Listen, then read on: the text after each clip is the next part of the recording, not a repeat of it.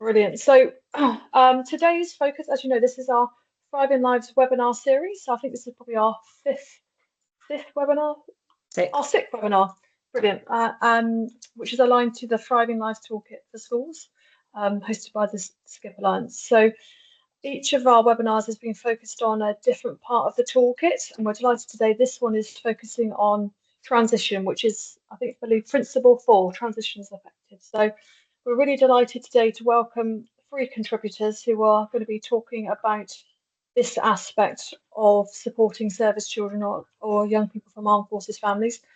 Could I ask you all who's presenting today, if I could ask you to just say a hello and tell us a little more about yourselves, if that's okay. If we start with Carolyn. Hello, Carolyn MacLeod, and I'm National Education and Transitions Officer in Scotland. I will now be able to delete a few bits from my slides because I was planning to introduce myself in the slides. But I work nationally for the Directors of Education and with local authorities and schools. Thanks. Thanks, Carolyn. Is Pri here? I think she's on her way, so I think she can do a little intro when she starts in a bit, I think. Okay, great. If we can move over to yourself, Rachel, if that's okay. Yep, of course it is. Good afternoon, folks. I'm Rachel Wolford. I'm head teacher at Kinloss Primary School in Murray. For those of you who don't know, it's North Scotland. It's not a very sunny day today, so I hope you've got a nice day with you. We have a considerable amount of military children. It varies between 55 and 60% at any one time. We are right beside 39 Engineer Regiment, and our RAF Lossiemouth is not very far away as well. So we have a fantastic mix of children from the Army and from the RAF as well. So looking forward to chatting today, folks. Lovely, thank you, Rachel. And I believe Pri has just joined. Pri, just sorry to put you on the spot, but Hi, Rachel. I wonder if you would be happy just to say hello and a little bit about yourself as one of our contributors today. Hi, good afternoon, everyone. So my name is Chard and I lead the Dandelion project for Murray. So kind of going off from what Rachel just said, it's looking strategically across the region to see how our schools are supporting their children and young people from forces families. So it's ensuring that they have the right resources, it's supporting with CPD, and it's just really strengthening connections and partnerships between schools with military bases as well, but also other local and regional support. So I look forward to sharing a bit more about how we're supporting transition. Brilliant. Thank you very much for that. Thank you very much for those welcomes. So we will move swiftly over to the presentations now, if that's okay, because we've got lots of really interesting detail to cover in the next hour. So we will be starting with Carolyn. So if I stop sharing my screen now, and then Carolyn will talk a bit more about her work. Yeah. Thank you. I hope my comments today may be helpful to provide a little background context and perhaps introduction to the work that we're doing in Scotland, especially around transitions. An important place to start is by acknowledging the sequence of presentations today, and I'm pleased to present with Pri and Rachel, such valued colleagues. It's important that we move from a look at the wider landscape of our devolved nation into the local authority space, that geographical location with statutory responsibility and oversight for the education provided in their schools and settings, then to the school and its community, which is the most important. This is where families, children, and young people develop a relationship of trust, respect, knowledge, and understanding, where families, children, and young people are expected and recognized as partners in the learning journey. The next slide, please. Oops, no, we're back one slide if you could. Yeah, that one, please. Thank you. And please excuse the map. You'll know that an accurate map in an accurate map, the Shetland Islands would not even appear or could be in a frame added to the map as they're miles away to the northeast. And also the land formation of Scotland should be at a bit of an angle, leaning to the northwest, but this is what we've got. I hope it looks familiar to you. A few headlines to set the Scottish context. There are 32 local authorities. All have signed the Armed Forces Covenant and acknowledge that there are armed forces families, children, and young people in their authority. The Director of Education within each local authority is part of the ADES network, which is the arena within which I work. And for awareness, there are a number of different titles for our directors who are responsible for the education in their schools and settings. It all depends on the local authority. As the National Education and Transitions Officer, I'm funded by the Scottish Government. I work closely with an ADES professional advisor.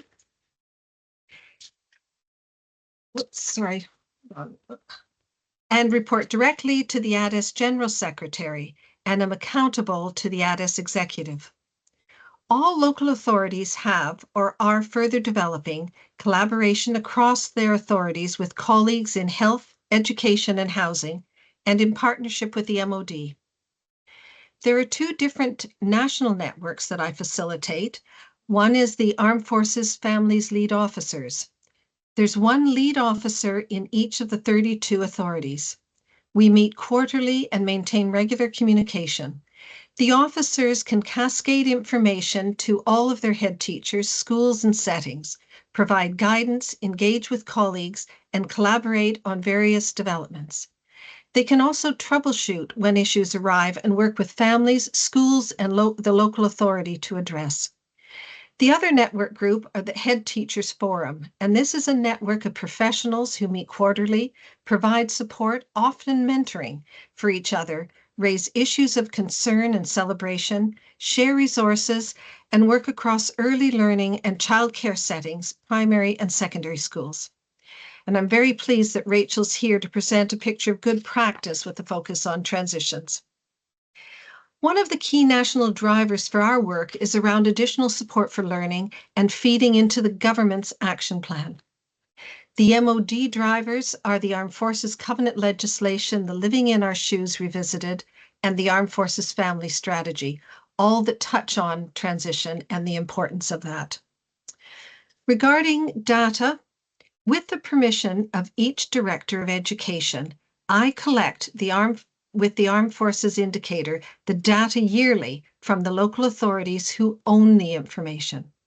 There are over 13,000 Armed Forces children and young people in our schools and settings, yet we know this is a significant underrepresentation of the actual numbers. Families are encouraged to identify themselves to their children's settings or school, but it is optional. 1% of pupils in Scotland are members of the Armed Forces community. 12 local authorities have military bases, regular and reserve, within their boundaries. Over 50% of our schools have an Armed Forces child or young person on their roll. 3% of schools have military housing in their catchment areas. As far as our state schools, they are the responsibility of the local authority where they're located.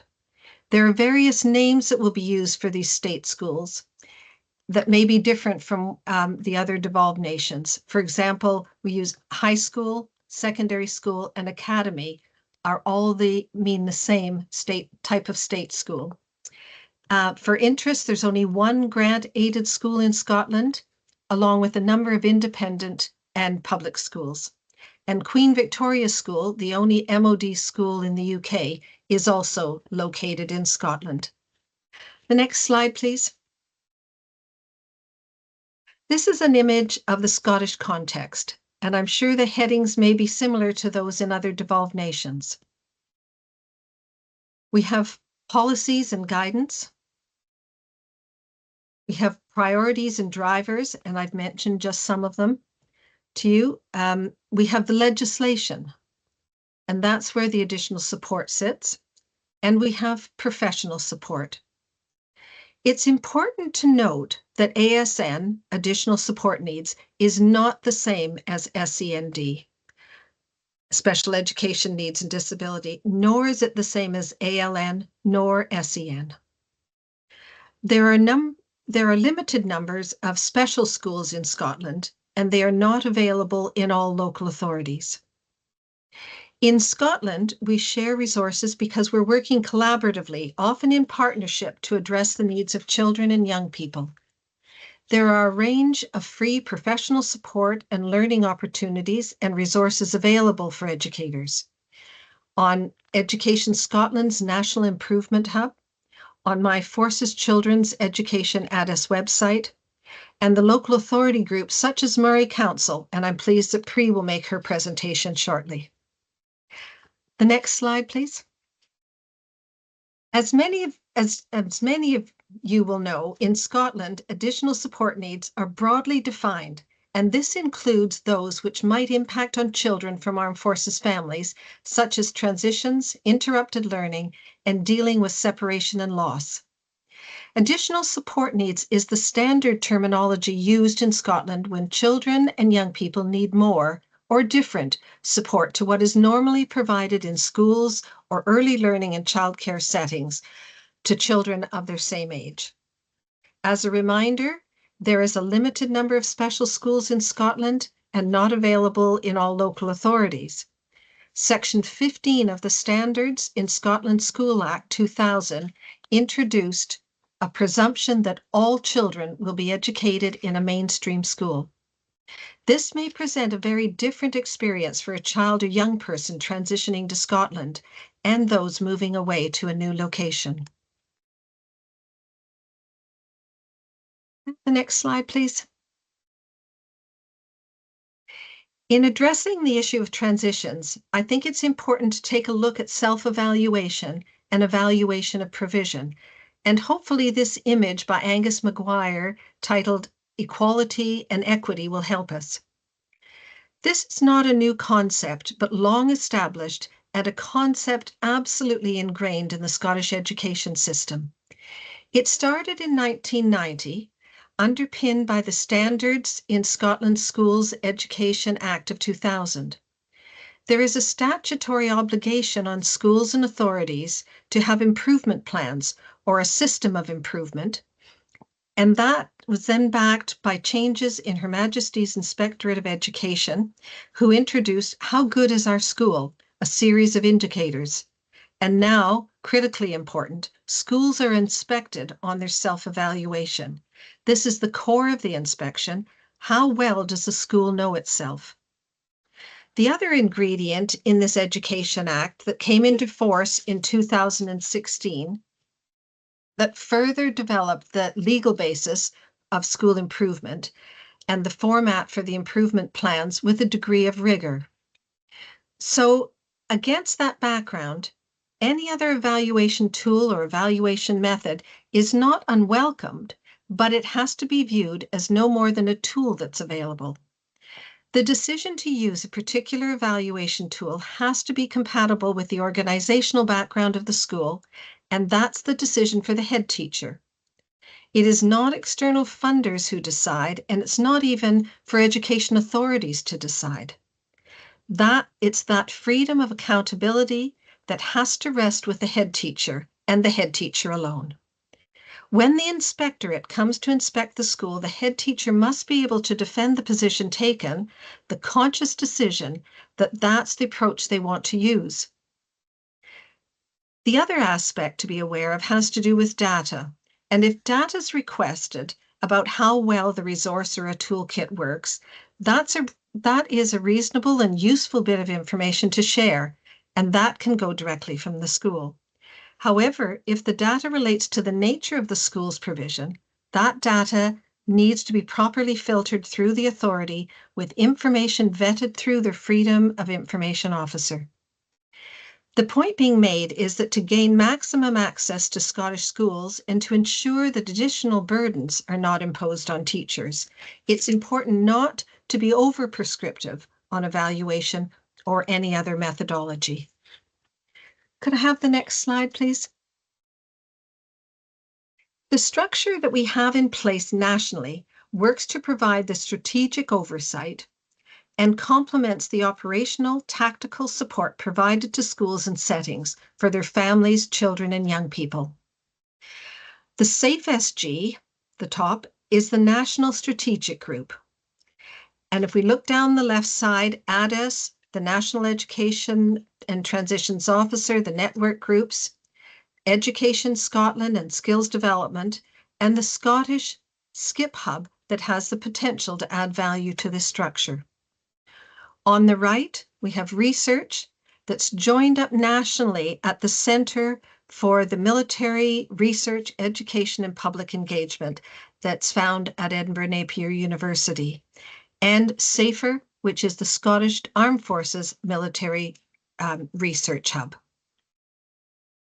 Okay, and the next slide, please. The Scottish Armed Forces Education Support Group, SAFE-SG, which is made up of various stakeholders who have a vast amount of experience and who champion the needs of armed forces children and young people in education, is chaired by a Scottish Government officer from the Learning Directorate. The following comments are those used by the chair of the SAFE-SG. As a group, as well as looking for ways to celebrate the unique contributions and achievements of these young people, we look to identify key issues which create barriers to learning and work collaboratively to overcome them. We recognize that children and young people from armed forces families can experience a number of transitions to new schools from within and across the UK and overseas, and that there are a number of barriers to a successful transition. One of these being that countries all have different education systems and that the systems in place do not speak to each other. The SAFE-SG recently agreed to set up a subgroup to collaboratively co-produce a resource which will aid transitions, but more specifically the transitions of children and young people who are from armed forces families. There was a lot of interest in the subgroup, so alongside members of the main subgroup, we invited stakeholders who directly work with children and young people and their families.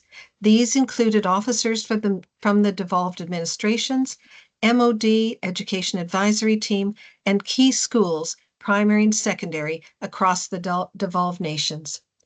This work is progressing well, and the SAFE-SG anticipate a resource will be available early in the next academic year.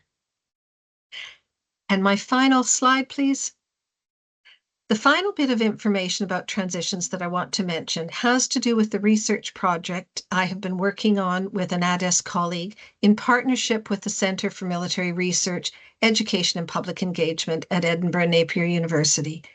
We expect that the report will be available before the next academic year, and I know that this report will be of interest. Although the information is weighted towards Scotland, there is much of UK-wide relevance. And that's my presentation. I want to thank Rachel and Victoria for inviting me. Thank you. Thanks, Caroline. That's a really helpful kind of overview of the context and really, really useful. So thank you very much for that.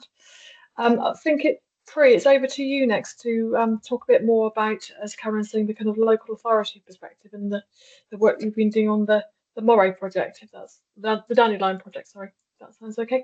Would you like do you want to share your slides? Are you happy for me to click through for you like I've done? I'm happy for you to share them if that's all right. Thank you. Yeah. Okay. I think I can actually navigate myself. Yeah. I'm just going to. Oh, great. Okay. I can. Perfect. There we go. Brilliant. Thank you for that. Okay, so good afternoon, everyone. First of all, thank you, Carolyn, and following on from you, and also thank you to the Skip Alliance team for the invitation to speak today. It's great to be in this space with you all, and I'm looking forward to sharing a bit more about the Dandelion project. So a little bit about me. My name's Pri, and I'm currently on secondment to lead this project across Moray Council, and my background is in primary teaching, and I've had experience of teaching in England and in Scotland, and I'm also part of an armed forces family myself. So a bit of an overview about what I'll be covering today in 10 minutes. I'm going to go through what the Dandelion project is, why transitions matter in Moray, building upon what Carolyn's mentioned, some key developments, spotlighting some of our resources, talking about our next steps as a region, and then it'll be handing it over to Rachel to talk about what's happening in her school. So a little bit about the Dandelion project. It's funded by the Armed Forces Covenant Fund Trust, and it's led by Moray Council in partnership with RAF Lossiemouth and 39 Engineer Regiment at Kinloss Barracks. The key driver for it was the expansion of RAF Lossiemouth with the new aircraft, the Wedgetail, arriving, and with that there'll be more forces families coming to the area. So it's ensuring that there was consistency across the region. I'll touch upon this a little bit later, but we have families not within the usual SFA kind of areas, the usual families accommodation. People are buying privately, so it means that our families are actually spread out quite far across the region. So it's ensuring that all schools, no matter how many forces families they have, that support is consistent and we are supporting at that right time. So a little bit about the journey so far. So it started. Sorry, Pri, it's not, the Hi. slides aren't moving for us. I don't. Oh, I, are they I not? think you. No, I think you might be clicking them, but I don't think they're moving. Oh, sorry. Are they moving now? No. No. Rachel, can you be my mover, please? Thank you. So that was just the overview. So I've kind of gone through that. Next slide, please, Rachel.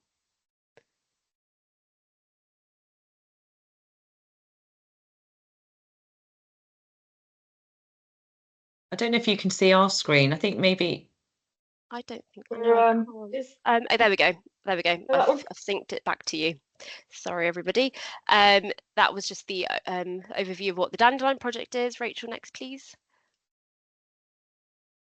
Thank you. So the Dandelion project began in October 2023. So when I was appointed, that's when the project came to life. So it was all about taking it from a business case to reality. So it started with a discovery phase, so scoping opportunities, areas where we could improve, but also acknowledging the strengths that we had. And there was a lot of brilliant practice across our schools. So it was then looking at how to strengthen and build relationships across schools, between the council itself, but also with our military bases, local support and also regional support. So we've used a service design approach, also using a project management approach to really ensure that we're responding to needs, testing early ideas and adapting based on feedback. So a lot of iterative cycles of getting feedback and putting resources out. So whether it was the website, deployment form of school resources, everything has been co-created and will be co-created, piloted and refined collaboratively. So it's not, the Dandelion project isn't just creating resources and churning them out, it's very much for the need of our area.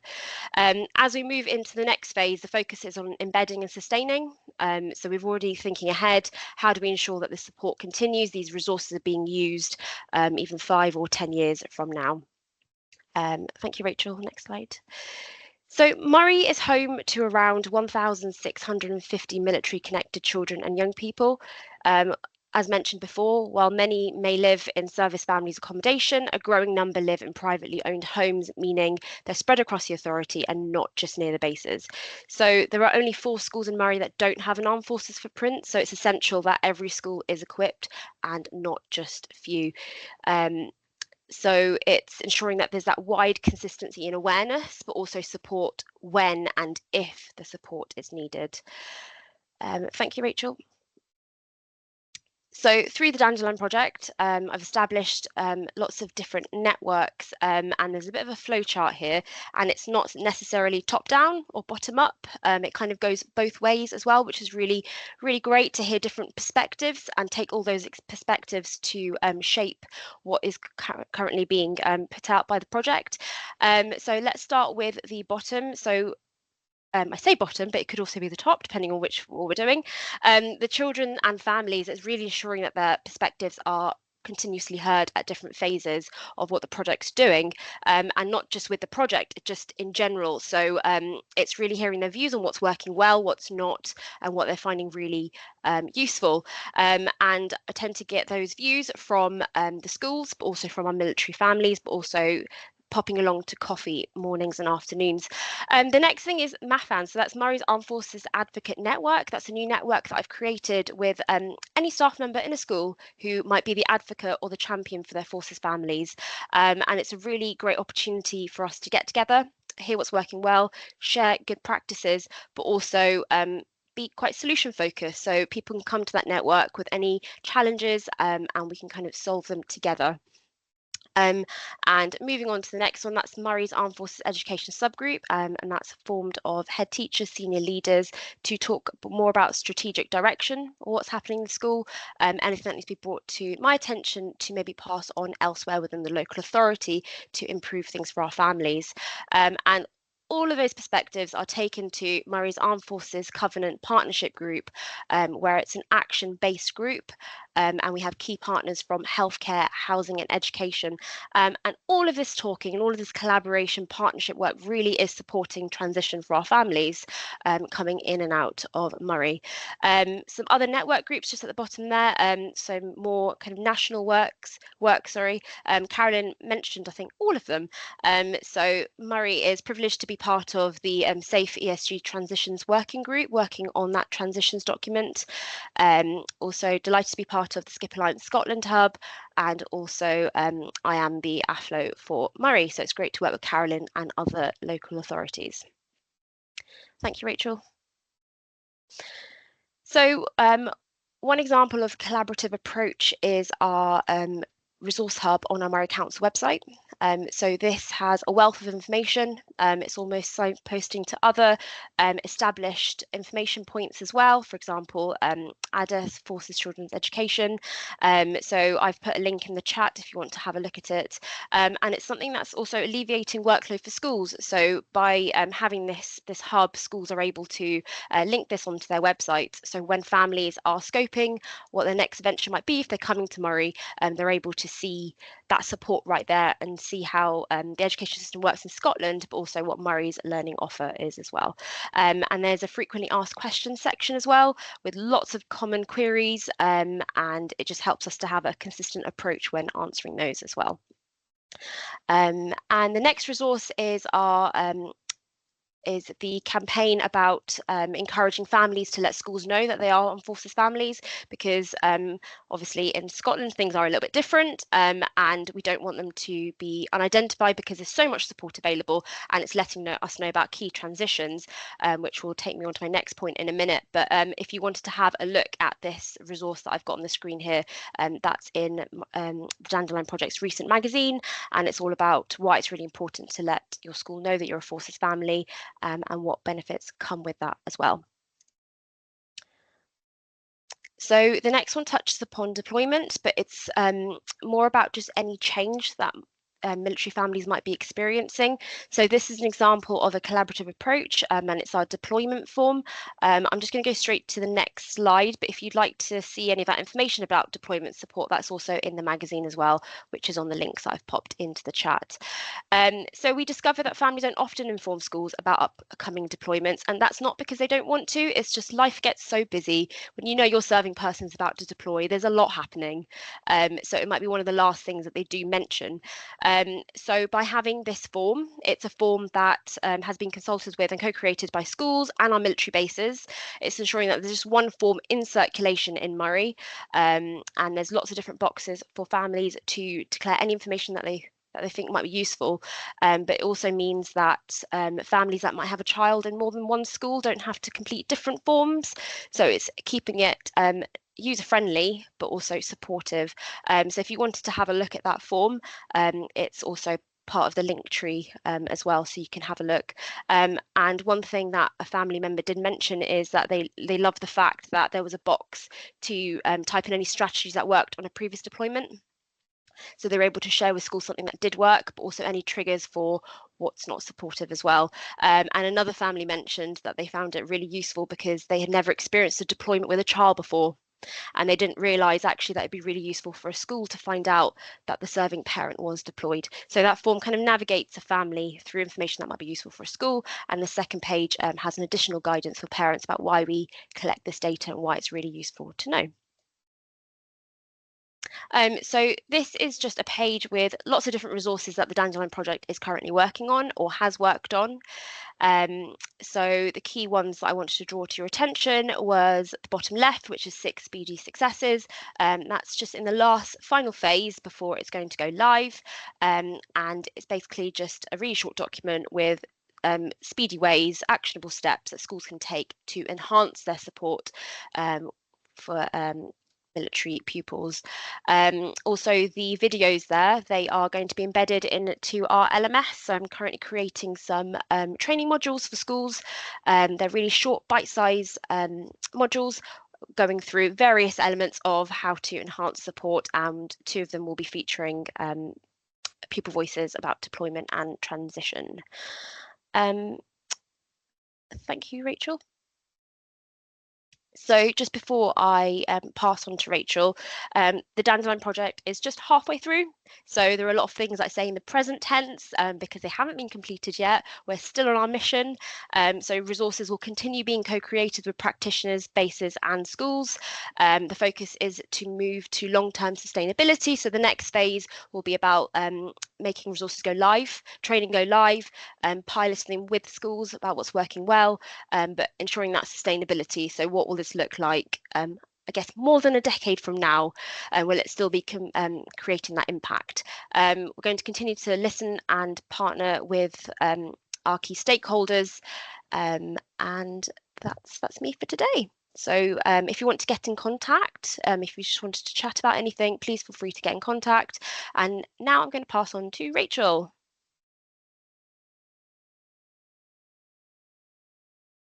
I just, before we, Rachel, as you're setting your slides up, just want to thank you, Pri. That's a really, really helpful overview of some wonderful, fantastic things you're doing for the community, and it's really, really brilliant all the stuff you're doing. So thank you for sharing that. I just want to check actually before we go on to our last presentation. I don't think there's been any questions or hands raised. Is that correct, Vicky? Yeah. Okay. Brilliant. Yeah, nothing. Yeah. Lovely. So thanks, Rachel. I'll hand over to you now, and then maybe there'll be a bit of time for wider questions at the end as well.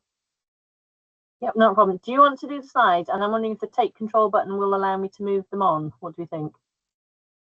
Yeah, George, I can keep. I think here they are. Yeah, are you? See if you can.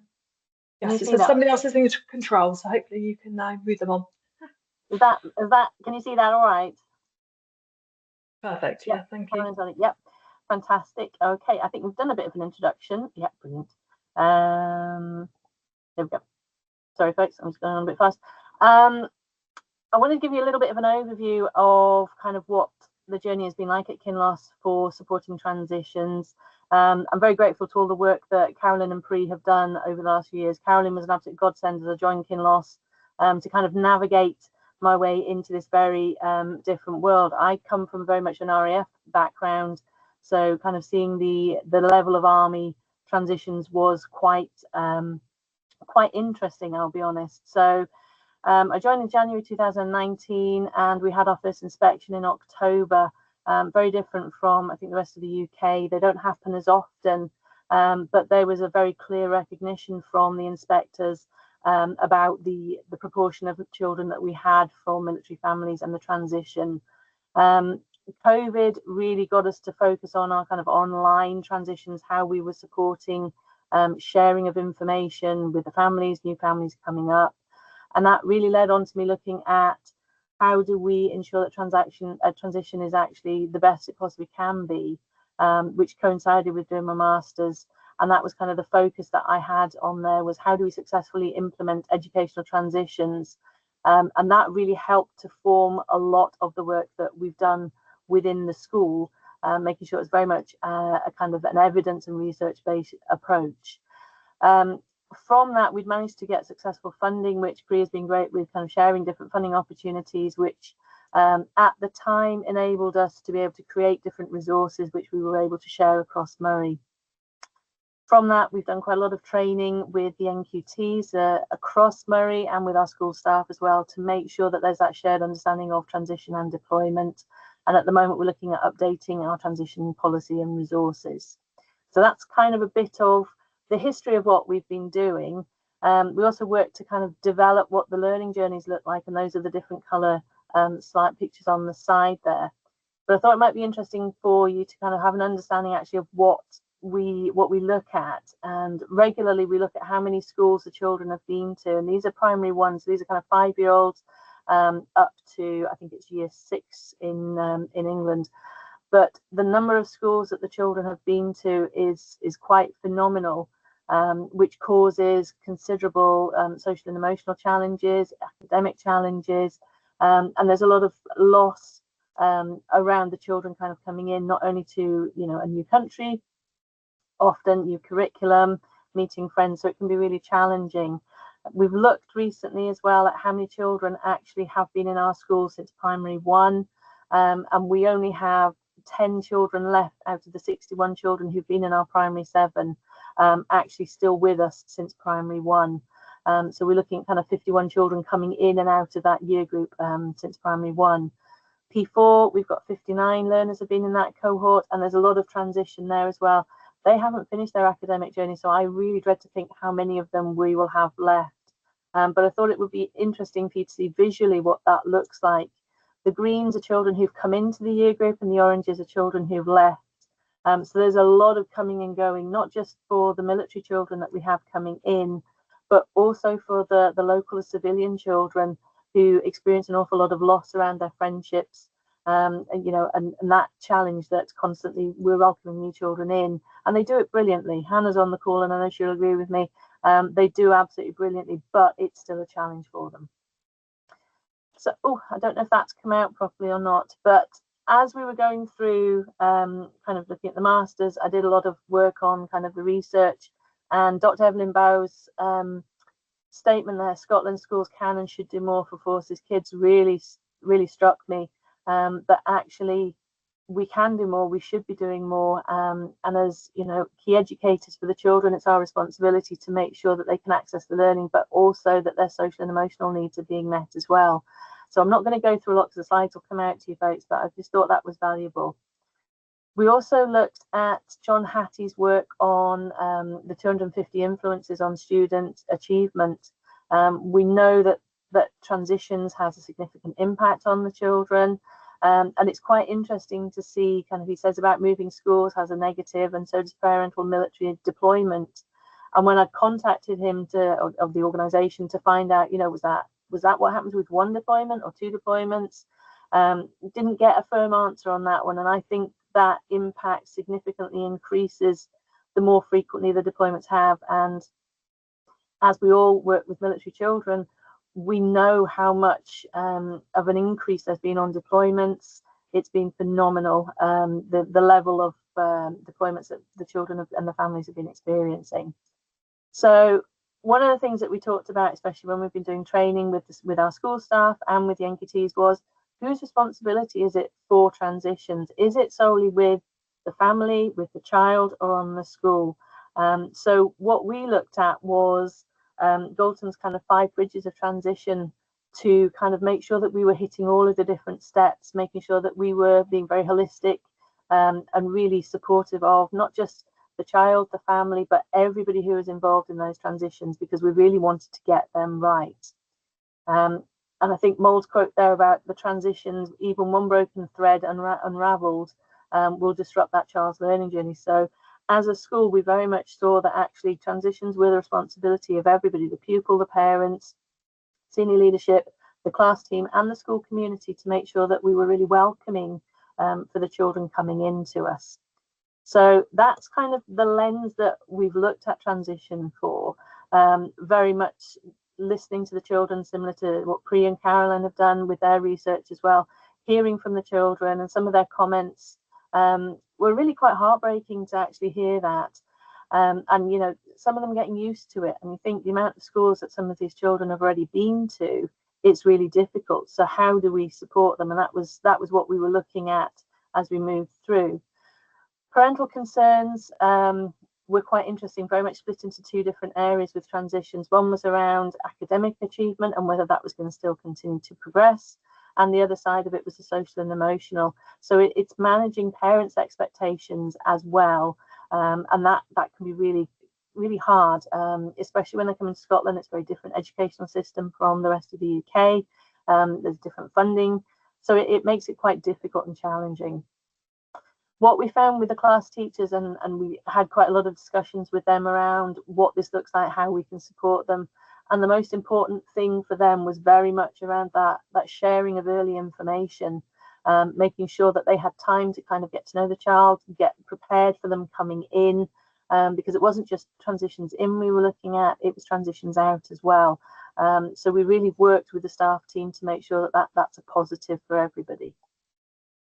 And then finally, we were kind of looking at what does it look like for us as senior leaders, and that can be really quite challenging.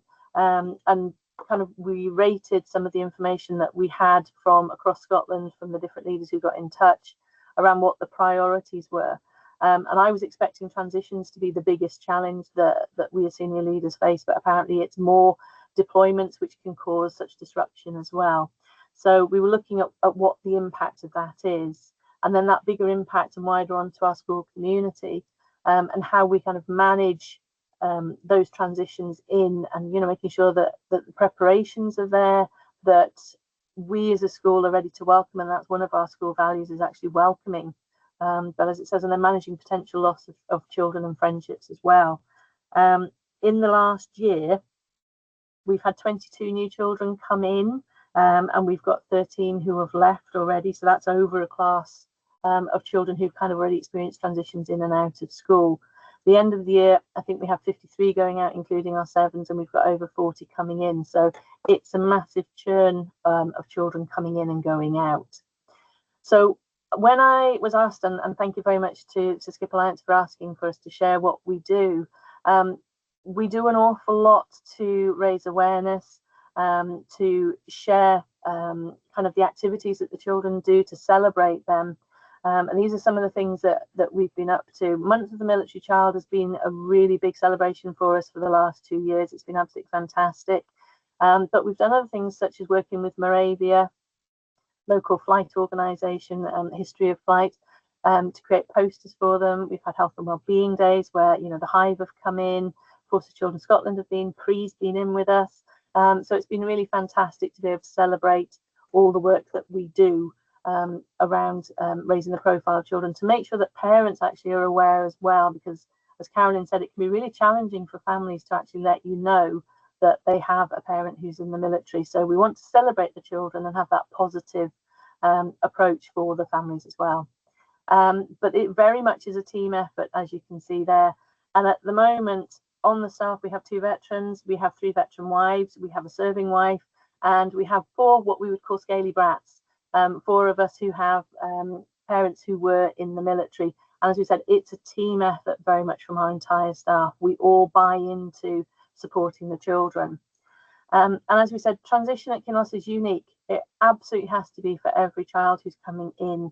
And we've tried to make it as easy a process as possible for families, making sure there's key information on our school website, making sure that actually there's a step-by-step for joining the school, what it looks like, having videos to actually say, this is our school, these are our staff. And we do that every year because we have a bit of a turnover of staff. But it's very important for us that everybody is welcomed and it's easy as possible for families. We have worked really closely with our military support worker. We're absolutely thrilled that we have Kate, Mrs. Homer, who's our military support worker. We've been very, very fortunate to have funding from the Armed Forces Covenant Fund. She works incredibly closely with the new children that come into the school. She gets to know them. She's with them when they get their welcome certificate and assemblies. And sadly, she's with them when they leave as well. And she works very closely on the All About Me booklet because we wanted that information to be shared with the new school. We also have an information sheet on our website for families, which is purely about the child, nothing academic. Because what we found is often we have challenges when we break up from the end of the school year and schools in England are still in, and we miss that cut-off point. So we really wanted something to be just about the child, so we'd have that information straight away before we get any kind of academic information, jotters or anything like that. So that's been really useful for us to have, just so we know what the children like, and we've got that key information from them. We do make sure that everybody has time to speak to new school or previous schools, new schools. I remember doing video calls with a school in Cyprus at some very bizarre times to make sure that we had that sharing of information, which was really, really key for us. So there's a lot of work that goes into transitions with the school staff. We normally prioritise giving them time to get to know the child, whether they take them out of assembly or they have other time that we prioritise for them as well, to make sure that we're getting it right for every child who's transitioning in and out of the school. And transitions out, you know what they're like, they can be incredibly sad. We're always sad to see children going. Last thing I was going to talk about was kind of our partnership work. We've done a lot of partnership work with Action for Children, Forces Children Scotland. We have been working as well with the Army welfare. They've been absolutely fantastic of providing a space for the children to go over and do work on the camp. And we're really thrilled that actually all of Kate, Mrs. Homer's work supporting the children, and she leads Seasons for Growth as well, absolutely phenomenally. Actually led to one of our children being recognised as Little Trooper of the Month. And for what he's been through and his journey, it was absolutely phenomenal to have that recognition for him. She normally works with children who come in on a one-to-one basis, some small groups, and we're really grateful because we have quite a big Fijian community, and she works really well with the girls. It really brought them out of their shells. They got to know other children, and it was really fantastic to kind of have that opportunity for them to talk. And they absolutely love her. We wrote, I've seen you've shared the welcome letter booklet. We've written new letters, and the amount of times the children said that Mrs. Homer was the best person in the world to support them was just fantastic to read. It was really amazing. So that's a very whistle-stop tour of what we do. I know Hannah will tell me there's lots I've missed, but we listen very, very closely to the children. We learn from what their experiences are. We are updating everything. We need it to be relevant, but we also know that situations change, circumstances change. There's an awful lot of change, so we need to make sure that we're focusing on that. We're very excited after a month of Military Child Celebration this year that the Kinloss Military Wives Choir are wanting to work with us, and so we're never such innocence around transitions as well. And that really has come from a team effort, and you can see all our military children on the picture there. And I think I'll finish with kind of the last bit. This is a quote from one of our teachers who said, "We're living and breathing this, supporting children from armed forces families, and it's a massive part of our teaching day." And that really encompasses everything that we do. It's almost a one in out almost every week. But the staff, as we said, they're fantastic. They're really amazing. They work incredibly hard to do that. And we have a really supportive culture of all the military families that we have in. So really big thank you from me for listening. Big thank you to Skip Alliance for inviting me to share this. It's been really fantastic. And to Kate, Mrs. Homer, and our fantastic staff at Kinloss Primary School. Thank you very much, folks. Thanks, Rachel. That was a really helpful guide for all the work you're doing. It's a really comprehensive and thorough approach that you're obviously taking at school, and you can really tell that from the work that you're doing. And I can see also, I think you contributed to one of our case studies as well there about transition there. So if anybody doesn't know, we've got a case study bank of 50 case studies of effective practice linked to our toolkit, which can be found on the Thriving Lives Toolkit, and we're very grateful. Thank you for providing all those case studies for us, and obviously shows all the work you've been doing, so thank you. I think we've got about 7 minutes time now before we need to go, so I don't know if anybody would like to ask any questions, open up some discussion with Caroline, Pri, or Rachel at all. Any reflections or questions they would like to make? Lou? Yeah, I just wanted to actually, it's for Pri, actually, she'll laugh because she'll go, oh no, what's coming? But actually, I wanted to take this opportunity on a public forum to say, well done, Pri. She's going to be on her way soon, and she is going to be hugely, hugely missed. She has done a phenomenal amount of work and has brought energy into Scotland and into Murray, and she has done a phenomenal. So I thought, I'll just take this public forum. She didn't know this was coming, so she thought it was going to probably be a tricky question, but I thought I wanted to just take this public forum to just say, well done, Pri, and you will be missed. Oh, thank you very much, Lou. I was really, really worried you were going to ask me a tricky question. I was like, typical Lou. Thank you very much. That's very kind of you. And I've really enjoyed just working with, I guess, most of you that are on here that know me. It's been brilliant to see all these developments. And I know, so for those of you that aren't aware, I am moving on because Forces Life has moved me back to England. But that doesn't mean the Dandelion project is coming to an end. Somebody will be interviewed soon to take over. So just all the developments I spoke about will continue if you want to continue following us on Facebook and our website. But just, yeah. Thank you, Lou. Thanks, Lou.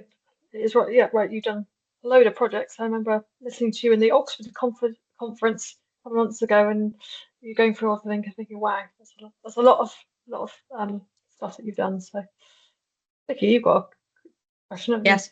Yes, please, if that's okay. Rachel, I just wanted to ask you quickly, because obviously going through your presentation, you do so many things. If a school's just starting off on like their journey of supporting armed forces children, especially as the focus is on transitions today, what are like the key things you would say for a school that are just starting to like look at this area? What are the key things that you think should be those focuses to begin with, if you wanted to highlight certain things, just because, like I said, you do so much, so it'd be really good to know what like if you were school starting out, what would you say were those key things to really help with those transitions? Oh, sorry, you're on mute still.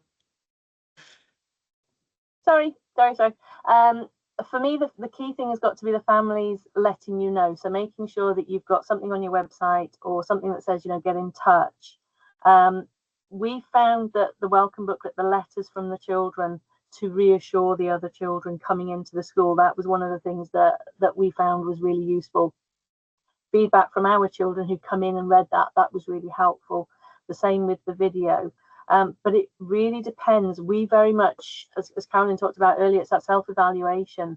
We were really trying to work out, how do we do this? We had children coming from all over the world to our school, and we were trying to say, because actually there are 7 other primary schools in Forres where we are, and there's a bit of almost not bidding war, but we wanted to basically say we are, absolutely fantastic at doing this and sharing that information.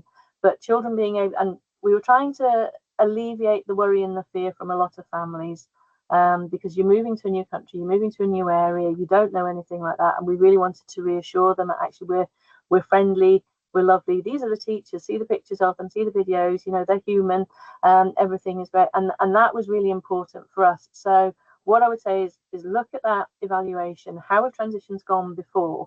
What is going to help you? And then work out, is it supporting the parents? Is it supporting the children? Is it supporting the staff? Which area is going to get you the quick wins that Pri's talked about with her impacts? That for me would be really important for her. So I would go from there. But if anybody's stuck and they want to reach out, I'm more than happy to have that chat with them. Thank you so much. Thank you. Rachel, sorry, you're still on mute. Sorry for my turn to do that. I think we've got time for any last reflections. I don't know if anybody else wants to say anything before we go. Otherwise, we can have a nice prompt finish just before 5. We just put up the slide with the evaluation form as well before we finish. Oh, yeah. Sorry. Well, I'll do that, and I'll let Carolyn hand over to you, Karen, for your question or comment. I was just going to comment that the 3 of us presenting today are all part of military families, either as a child, a spouse, or having a parent with a child. And I think that is such a positive aspect, because I know that what makes a difference are people and the commitment and the passion. And I think when you have lived a particular life, when you're involved in it, you bring your own life experiences, but you also are quite passionate about hearing about others.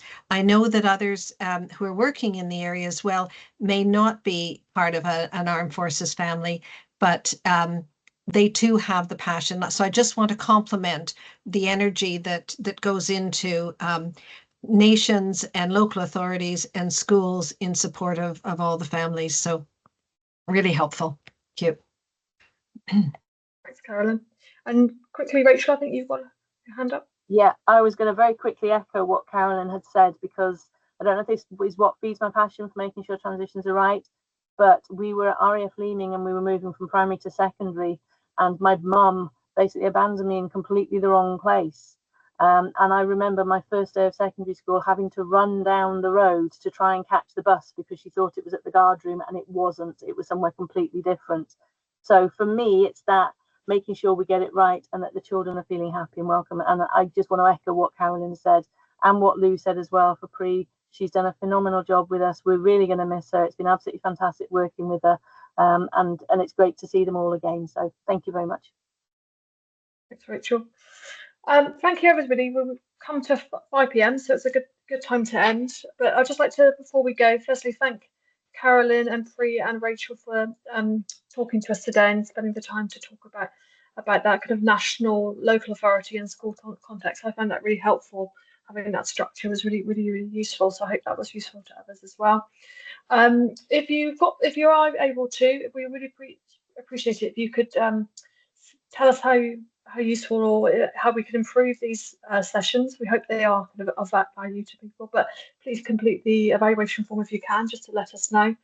And I think we've got more webinars coming up, Vicky, haven't we? So hopefully if you found this useful, there will be more webinars covering more aspects focused linked to our Thriving Lives Toolkit and other kind of pertinent topics related to students and young people from armed forces families. So do kind of stay in touch with us, and we'll kind of let you know as and when those webinars come up. But thanks again, everybody, today. Really appreciate your contributions and time, and we hope to work with you again on a future event. Oh, one quick shout out before we go is our conference. So we have the Skip Alliance conference in Glasgow in November. I will put the link in this chat in a second, so that will pop up for those of you that are here today. So it'd be great to see as many people there as possible, especially as we're in Scotland. For those of you that are contributing, obviously from Scotland, I know some schools here are from Scotland as well and local authority. So it'd be great to see people from all over the UK come into the conference, because it is one of the few that is really focused on young people and children from armed forces families. So to get more people there would be absolutely brilliant. So I will pop the link in a minute as well.